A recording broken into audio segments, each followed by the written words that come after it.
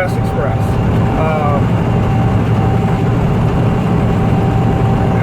It's not bad. I'm not saying it's bad. But it's, I wouldn't say it's the best company to work for, but it has its ups and its downs. I'm on the Kroger dedicated account right now. As you can tell, I'm in a day cab. It's a 2012 Beat. Equipment's fairly decent on the Kroger dedicated account. I was OTR for a while. Well, I wouldn't say a while, it was a little bit. Dispatcher Springfield pissed me off. I fucking quit and came to this account. It's, I don't know.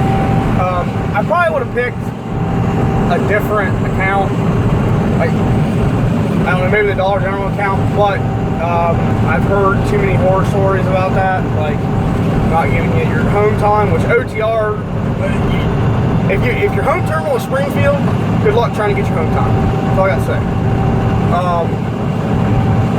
Other than that, I mean, it's not horrible. You know, this account I make pretty decent amount of money. It's not like I'm, you know, making like $600-700 a week. I'm making $900 to $1,000 a week. And I get 2 days off. I'm home every night. You know, I got 3 kids, a wife, so it works out really good with me and for my family. But the main thing I wanted to talk about is to all the new people who are getting into trucking and that want to look for a company. I would say US Express is a very good company to start off for. You know, now if you're single, you don't have any kids, you don't have a wife. Well, I mean, okay, if you have a wife, you can take her out with you. They have a rider policy where she can come with you if she doesn't work or anything. But if you have kids, I would not recommend going OTR for this company. Just for the simple fact, you got to run like 3,500 miles a week just to make $1,000. Okay. Now,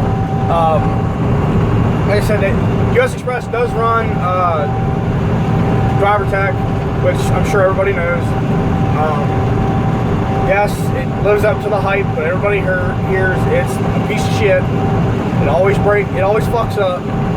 The only thing that on mine that always works is my hours of service. Half the time I can't send messages. Half the time I never receive my load assignment, so I'm running without navigation, which I can follow paper routing on, you know, the directions they give you on your bill. So it's not that big of a deal. But these little things to you know, what to expect. I mean, because it can be a headache at times. You'll get used to it. It's not that bad. Now you're gonna go to like, now I see my home terminal was fucking camera. Come on. You're sitting there fine. There we go. My home terminal was Springfield, Ohio. I had a pretty good time there. Fucking camera. I had a pretty good time there. I met a lot of cool people. If I can get this fucking thing to stay. Shit. Like I said, I met a lot of cool people there. You know,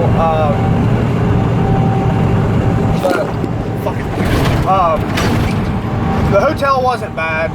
It was pretty good.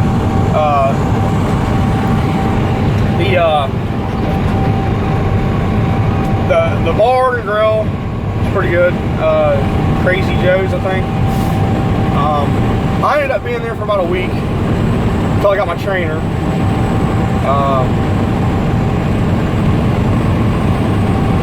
Now, See, I had a female trainer. She was available. I took it. I wanted to get out on the road and make some money. They tell you your training's supposed to be 3 weeks. Mine ended up being almost 5.5. I had almost 200 hours. Yeah. Now I know a lot of people get to go back to their home terminal to upgrade. Now that's how it's supposed to work. I did not. I had to upgrade in Irving, Texas. It was a good terminal. It was the upgrade was good. It was easy, well, easy as you expect.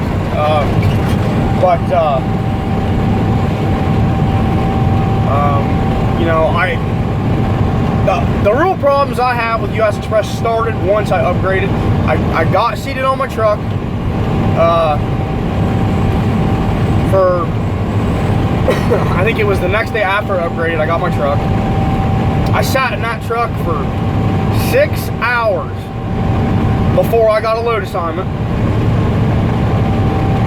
As soon as I got seated in the truck, I called my dispatcher, let him know that I was available for a load. He welcomed me to the fleet.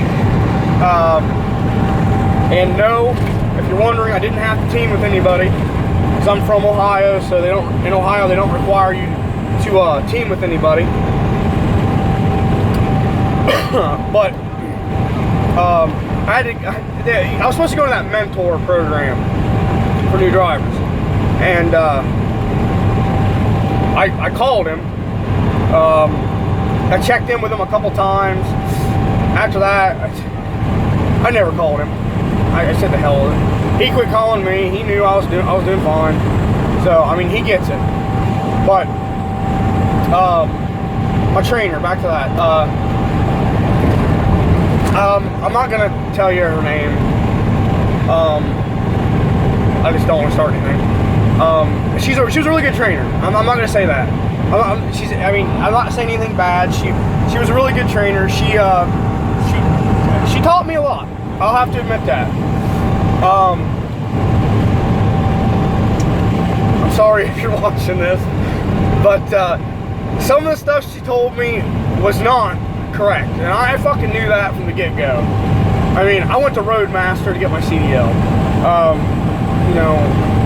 My grandfather drove semi for 30 years. Told me a lot of stuff, when I was younger and when I was getting older. And then what I learned at Roadmaster, and then I come out on the road and she's telling me this and that, and I'm, what the fuck are you talking about?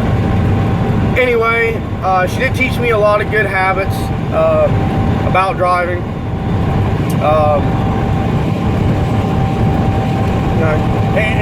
It was a good experience. I mean, it was. But like I said, once I got on my own, that's when the problem started. I sat around for 6 hours waiting on a load. Finally got it. It was a local, like a 50-mile local. Whatever. I mean, I was happy to be rolling, making some money for me. Well, I did that, and they gave me a couple loads, and I had to argue with my dispatcher just to get my home time. Now, that ain't the worst part about it. I don't care if I gotta argue with you. I get it. But the worst part of it was, see, when every week you're out, you're supposed to have a day off. I was out for 5.5 weeks. I got 2 days off for home time. Yeah, I was pretty pissed off about that. But nothing I can really do about it. So I took my home time, went back out. I live in Ohio, like Central Ohio, around Columbus, like 35 miles away from Columbus. I had to bobtail all the way to Indianapolis and pick up a trailer out of a drop yard, and it was a local. Now, again, I'm not complaining, I'm rolling, doing something, But I sat at a Kroger DC for like 6-7 hours, waiting to get unloaded. On the paperwork it said it was a drop-in hook. Of course, your dispatcher's going to tell you that, so you're not, you know, complaining. And then, yeah, I mean, it's not cracked up. So, you know, it's not all what it's not cracked up to what it's supposed to be or whatever. However that fucking saying goes. But that's what really got me. That's when I told him I'm done with OTR. I want an office account. Or I wanted off OTR. I wanted this Kroger dedicated account because I knew you could have you'd be home every night, have 2 days off, and it's true. And they're gonna tell you when you go to like sign up for this account, they're gonna tell you, oh, you're gonna be working, you know, 12 to 14 hours a day. You have the possibility of working 14 hours, but I have seldom seen it. It's not like you're required to work 14 hours. Like, I'm not saying drive, but you're going to be on duty for 14 hours. I mean, there's times where you're going to get to a store, and it's going to take an hour and a half, 2 hours to get unloaded. I mean, especially when it's one guy unloading you, and you got a whole trailer for right there. Especially if you got a reefer. If you own a reefer, and you go to a store and it's a load for a whole store, you're gonna have 3 different people coming out to unload this truck, and it's gonna take a long time, so you might as well sit back and get comfy. But other than that, I mean, it's not bad. It's not bad at all. I would recommend coming to this account. Dispatchers are cool. All the people I've met, you know, while I've been driving, they're awesome. But you know, it's up to you, but just that's what I recommend. So hey, good luck out there. Have a good one.